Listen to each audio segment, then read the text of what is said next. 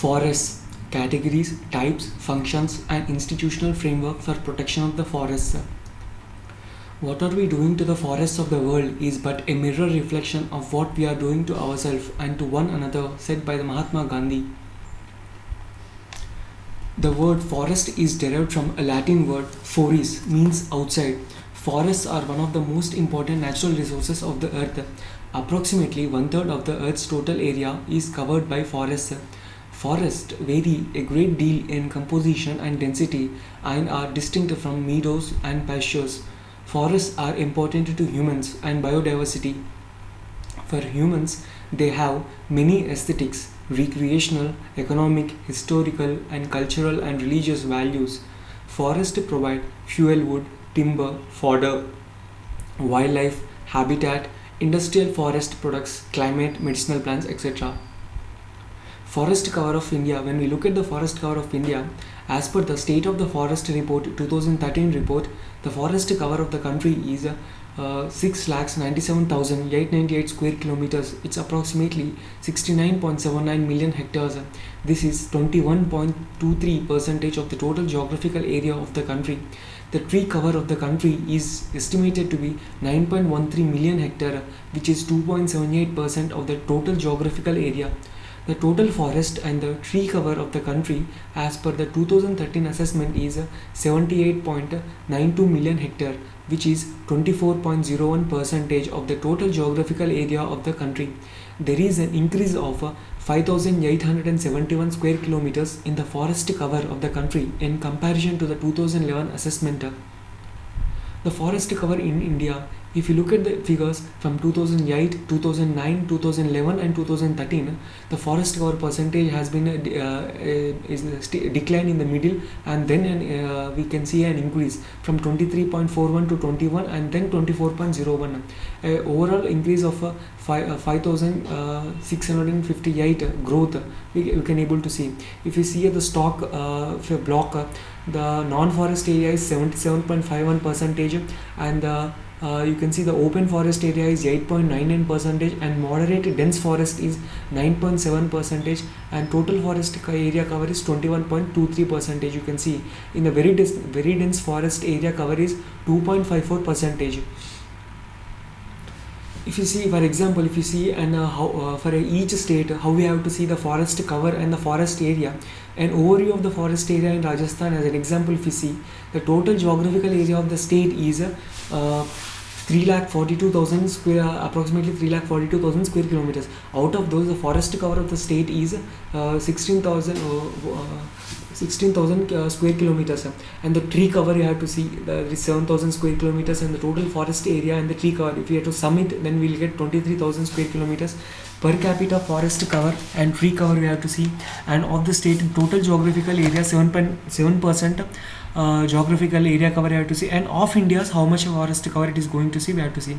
So very dense forest, moderately dense forest, and open forest, and total recorded forest area, that is reserved forest area, protected forest area, and unclassed forest area. So for a given state, these are the following parameters that we have to check. First is total geographical area of that state and how much forest cover is being there, forest cover, tree cover, forest plus tree cover, and total state geographical area. Out of state geographical area, how much percentage is the forest area, and of India's how much forest cover and tree cover, and very dense forest statistics, and moderately dense forest statistics, open forest statistics, and recorded forest area like reserved forest, protected forest, unclassed forest, and so on. So this is an overview of the forest area of each state.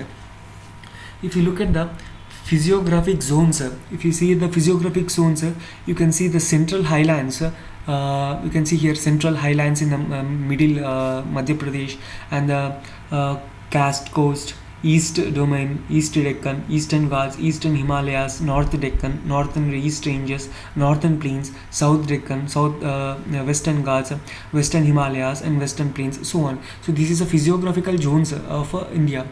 That is, each zone is created into a distinct geographical feature that is highlighting such an area. If you see an arable land in our India, what is arable land? See, arable land is nothing but that is able to be plowed. That is, any land capable of being plowed and use it to grow crops is arable land.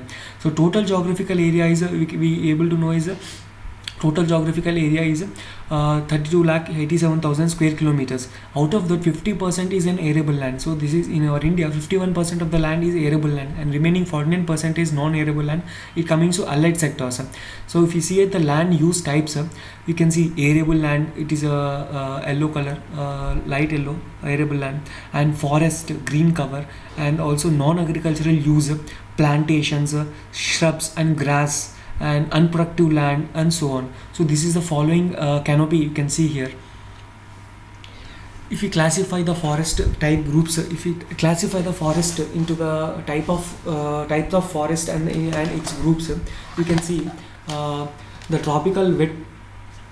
You can see here the tropical wet evergreen forest, tropical semi-evergreen forest, tropical moist deciduous forest, littoral and swamp forest, tropical dry deciduous forest, tropical thorn forest, tropical dry evergreen forest, subtropical broad-leaved hill forest, subtropical pine forest, subtropical dry evergreen forest, mountain wet temperate forest, Himalayan moist temperate forest, Himalayan dry temperate forest, and subalpine and alpine forest.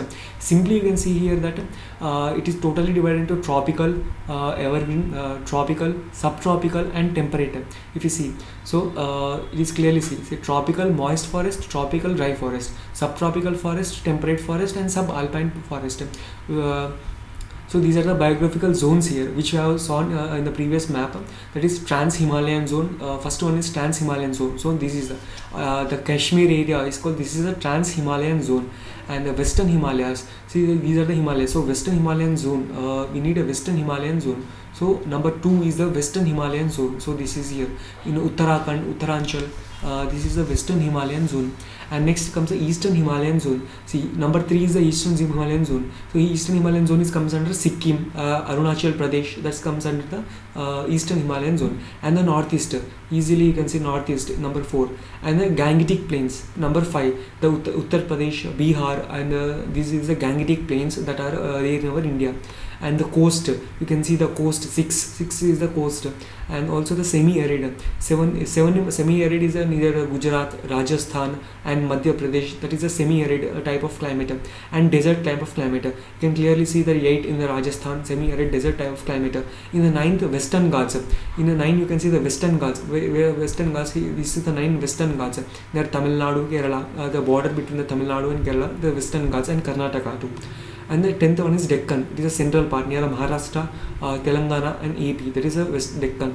And 11th one is islands. You can see the Lakshadweep and Andaman and Nicobar Islands. So this is the biogeographic zone of India. And also the forest cover is divided into these 4 types: tropical moist, tropical dry, subtropical, temperate, and subalpine. And in depth you can classify those forest cover into these forests. And you can see here that the most of the forest land in our India is a tropical dry deciduous forest and also tropical moist deciduous forest. So these two occupy major portions of the forest land in India. That is tropical moist deciduous forest and also the tropical dry deciduous forest. So major percentage is this, and next comes the tropical evergreen forest. Major percentage of this tropical evergreen comes under the most rainfall areas.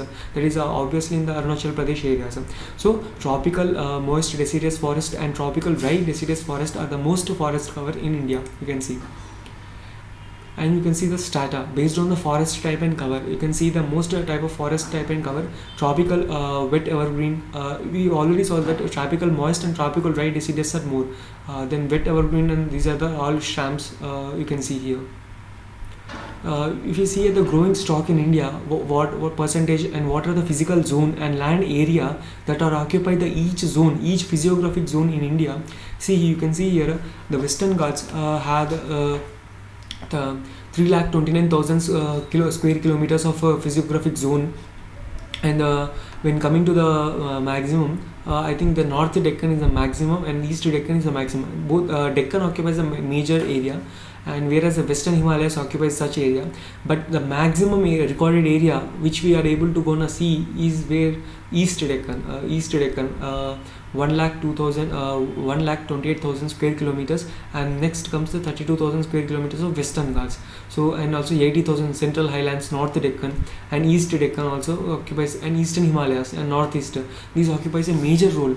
So the most number of you clearly see here that the most number of forest area recorded is in the Deccan region, that is either Karnataka or Maharashtra, or so such areas have the most canopy. East Deccan has been recorded. If we see at the forest area, this diagram shows the class-wise forest cover in different states and the union territories in the descending order. These are open forest. Yellow one is open forest, green is moderately dense, and dark green is a very dense forest. If we see here the total forest cover, Madhya Pradesh occupies the highest forest cover because of its convergence with the Deccan, and also the Arunachal Pradesh, Madhya Pradesh, Arunachal Pradesh, Chhattisgarh, Maharashtra, Odisha, Andhra Pradesh, Karnataka, Assam, Uttarakhand, Tamil Nadu. So these regions occupy the most forest cover in our India. If you look at the demand and supply side of the wood in India, because wood comes from the forest cover, if you look at the demand and supply of the forest cover, you can see in 2000, 2010 and 2020, for every decadal growth of demand and supply of the wood in India, the demand is very high. But the demand is very high, but the supply is moderate or even less when compared to the demand. So there is a huge increase in gaps in the wood supply in India. Because of this percentage of the demand and supply gap, there is a problem of over degradation of forest, or deforestation of the forests in India. Protected areas in India in 2011. See, the protected areas comes under, like, national parks comes under the protected areas, wildlife sanctuaries WLS comes under the protected areas, conservation reserves comes under the protected areas, and community reserves, and also the protected areas. So these are the reserved, restricted zones for the people, there is no human activities or a minimum limited human activity. Those are present in these areas, like national parks, wildlife sanctuaries, conservation reserves, community reserves, and the protected areas. If you all we add, we get the protected areas. These are the protected areas. The total protected areas is nearly about 1,60,000 square kilometers areas of geographical. Of percentage, in the percentage wise, if we see of the total land area, 100% geographical area of India, nearly 5% are the protected areas. So with protected areas, nothing but with a limited human intervention or least human intervention in the forest areas. If you see the trends of the protected areas, from year 1970s to 2000 currently, the protected areas has been a rising trend. There is a growth in the protected areas in India. This is sourced from the Environment Information System database. So there is a huge increase in the protected areas in India area. See, what does the protective area in the functions? So there are some functions in the protective areas. Those are called protective functions. The forest provide protection against soil erosion, drought, floods, noise, and radiation. You can see the soil erosion, droughts, and floods, and so on. These are the protective functions that the forest can offer us. Productive functions. The forest provides us various products like gum, resins, medicines, katha, honey, pulp, bamboo, timber, and fruits, and so on. Regulative functions. The forest regulate the level of oxygen and carbon dioxide in the atmosphere. The forest also help in regulating the temperature conditions. If we look at the oxygen in the atmosphere, there is a cycle of change between the oxygen and carbon dioxide cycle is present in the atmosphere. If you look at here, the plants take oxygen and give out the carbon dioxide at night, and the plants take in the carbon dioxide and give oxygen during the photosynthesis in the daytime. And animals breathe in this oxygen and breathe out the carbon dioxide at the night and day. This is a night and day cycle that changes in the atmosphere. So forests act as a refreshener of air purifier, can also act as air purifier. Carbon dioxide, if you see in the atmosphere, the carbon is released into the atmosphere when fossils are burned, like either wood is burnt or from the vehicles the fossil fuels are burned. Carbon dioxide is a decaying matter and the waste. Plants are eaten by animals.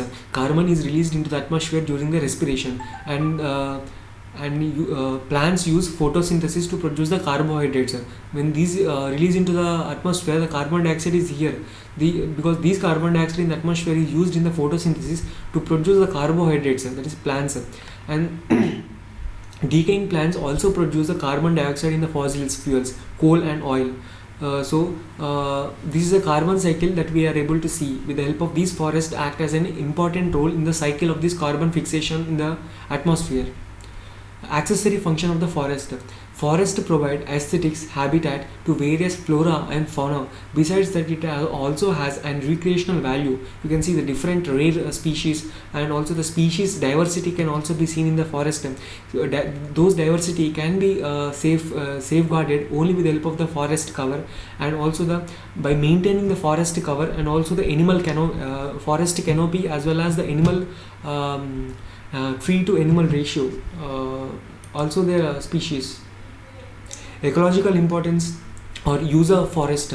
Ecological importance. What are the uses of forest ecologically? Regulation of the global climate and temperature. Forests play a crucial role in the regulation of global climate and temperature, as forest cover absorb the solar radiations that would otherwise be reflected back to the atmosphere by bare surface of the earth. Because these play a crucial role in the atmosphere.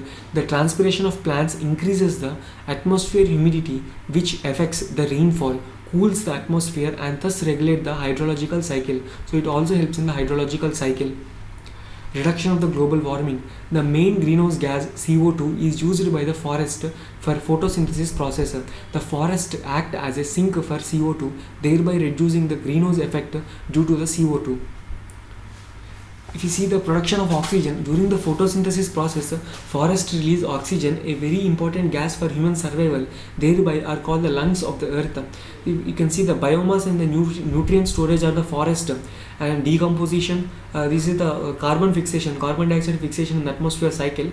If you see the litter fall, the plants or the dried leaves falls on the earth, they decompose, and the soil and organic matter pools up in the ground, and these transform into mineralization, also nutrient uptake.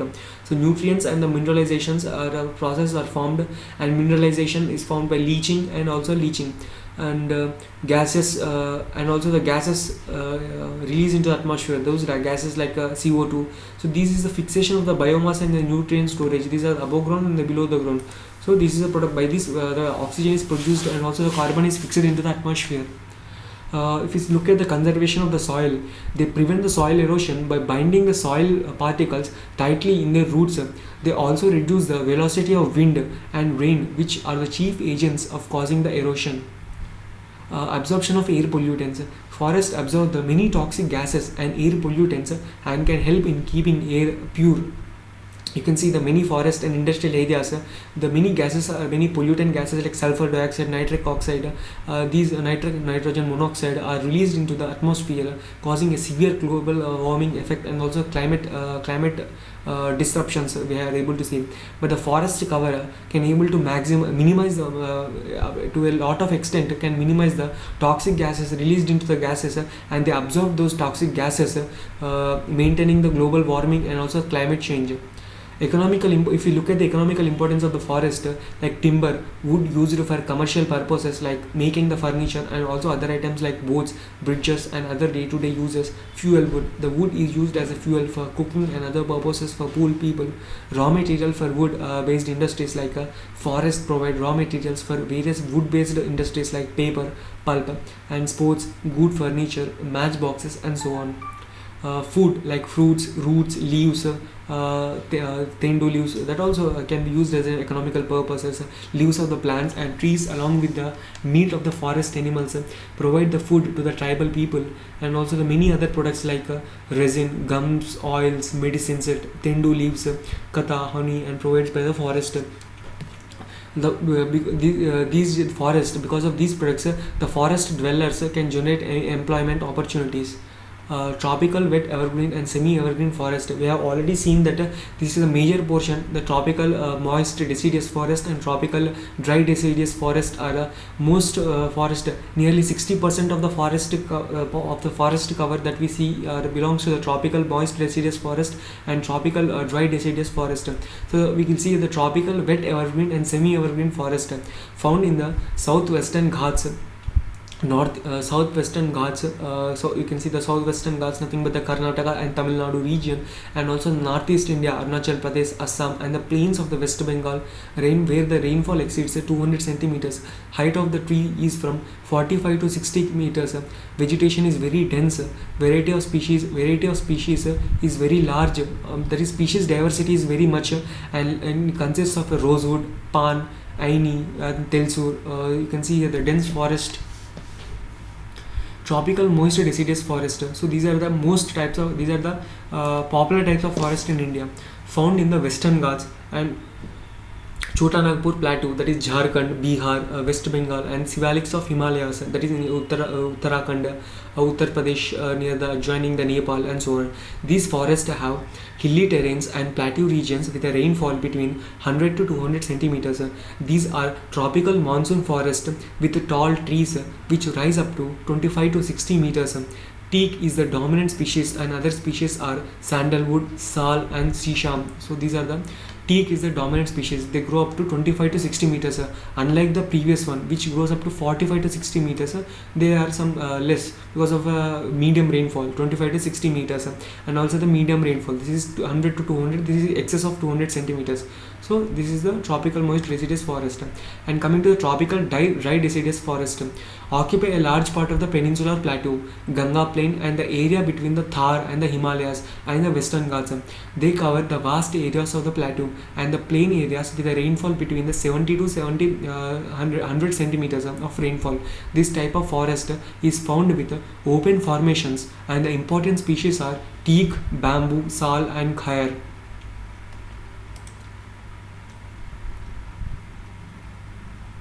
If we see it, this for example, if you see the forest cover, for example, in the state of Rajasthan, Aridis crispum, Aridis crispum, the rare plant and of a dry deciduous forest of Rajasthan. Because of this, different locations of the tropical dry deciduous forest have different rare species and the different species diversity. For example, the species diversity example, there is a rare plant in the Rajasthan dry deciduous forest of Rajasthan, Aridis crispum. So this is only found in the Rajasthan region and also very rarely found. So such a species must be retained and maintained to increase the species richness and also the diversity. Because of this species diversity, we can able to get the many foundational values from the many nutritional values, also the foundational herbs, medicinal herbs from the forest. We can also see here, for example, in the same state of Rajasthan, we can see the rare plant of dry deciduous forest of Rajasthan.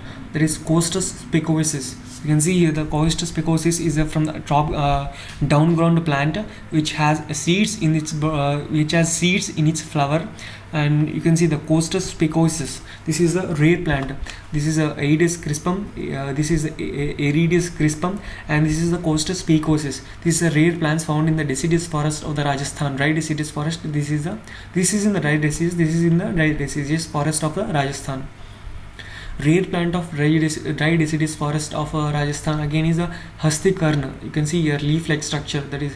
And coming to the thorn forest, these are found in the Punjab, seasides of Western Ghats like Kerala and so on, and the drier parts of the Deccan Plateau, drier parts of like near the Maharashtra and Telangana and so on. These type of forests are found in the dry areas with a rainfall less than 70 centimeters.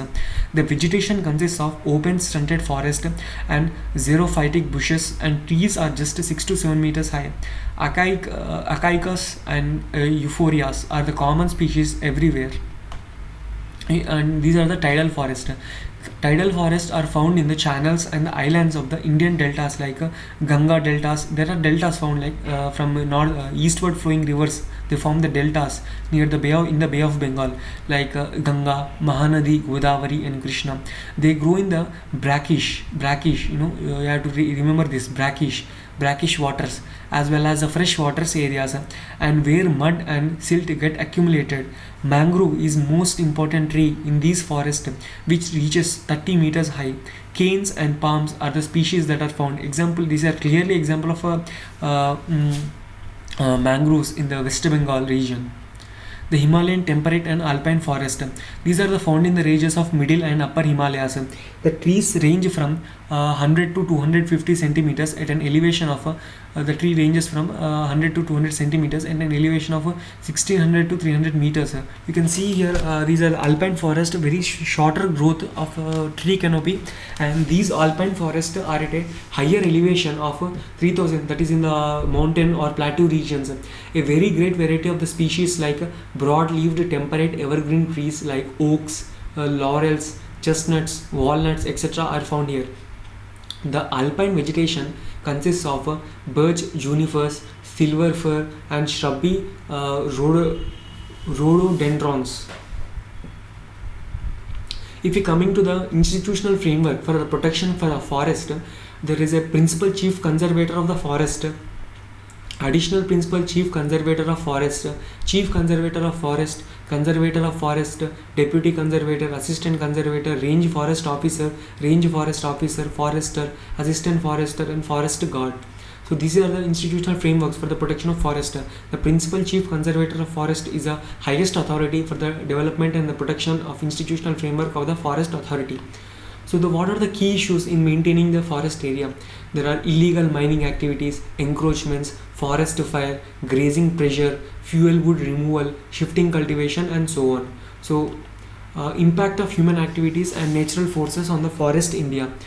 Clearing and burning of the forests for agricultural, cattle rearing, and timber extractions is a big problem that is facing by the India, because of the clear cutting and the conversion of forest land into the hilly areas for agriculture, and then later from agriculture forest land to agriculture, and again from later agricultural to the real estate sector. So this is a being major threat to the forest land in India.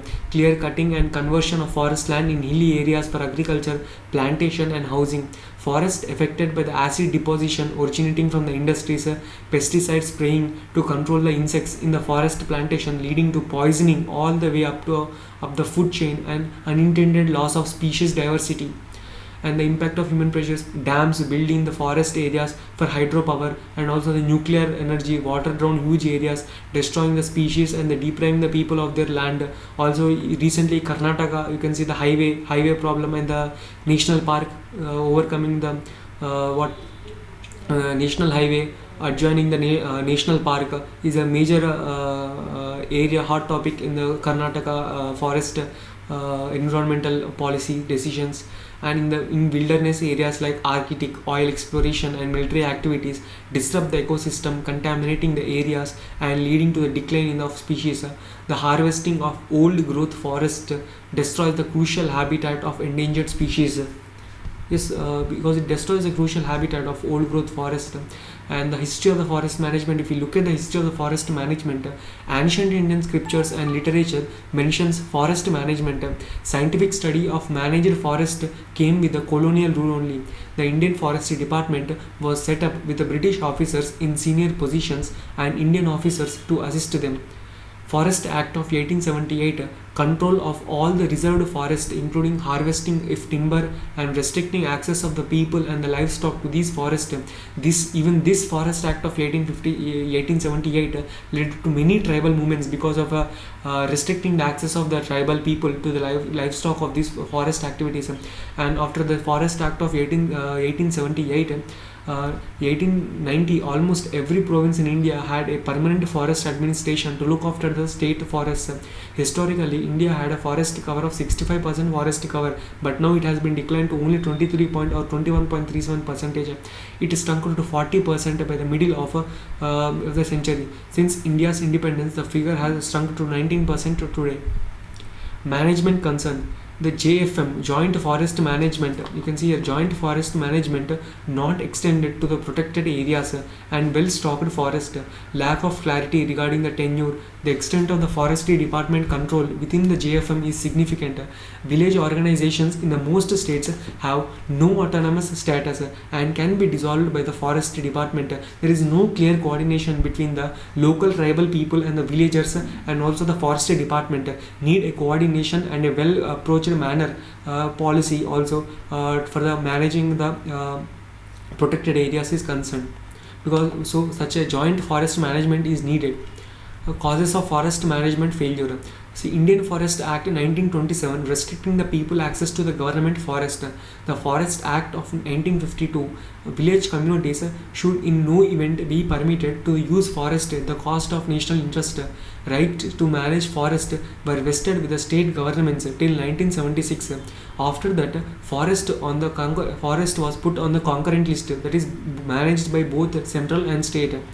Prior to the Forest Conservation Act 1980, the state governments could take any forest land out of the forestry and put to other use such as agriculture, roads and habitation settlement. Until 1988, after the Forest Conservation Act 1980, until 1988, the policy lands used for commercial purposes. If you look at the trends in the forest management, social forestry, moving tree planting activities away from traditional forest and into other common lands and private lands. It intended to serve the needs of the people at their doors and reduce their dependence upon the natural forest. That is, as the government is placing the restrictions on the usage of the people or villagers for the forest purposes, there is a shift between the social forestry, that is there is a shift in the forest land or the forest area that is being developed from the forest to their near homes. That is in urban parks, like example local regional, like in the in-house plantations. So those plantations, those management have been increased because of their social forestry, that is door to door delivery of this vegetation. So it provided incentive to large scale industries to clear fell ecologically valuable degraded forest areas and common property lands for the plantations. If you look at the definition of the joint management forest lands is the sharing of the products, responsibilities, control and decision making authority over the forest lands between the forestry department and the local user groups. It involves a contract specifying the distribution of authority, responsibility and benefits between the villages and the state forestry departments with respect to land allocated for joint management. It is created to uniform monoculture of timber species. It escalated commercial felling. CFM, PFM, JFM, that is joint forest management, emerged out of the failure of colonial and social forestry and the Indian government's forest policies in general. CFM, commercial forest management, to local community initiatives towards regenerating, protecting and managing the public and other forest lands. JFM, joint forest management systems that are collaborative in nature. The Suko Majri project underlined the imperative of involving the communities in the protection, conservation and management and sharing of natural resources.